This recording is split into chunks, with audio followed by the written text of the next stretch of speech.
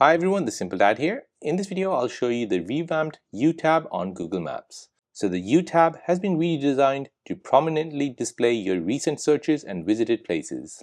So it organizes your personal travel and search history in a clearer, easier to navigate layout. So let me show you how you can get this. So first go ahead and open up the Maps app, and here you're going to go ahead and find the U tab. Now once you tap on it, you'll basically get all these recommendations. So here you can go ahead and categorize this by area. You can go ahead and categorize this by food, culture, shopping, your saved list, and the map history.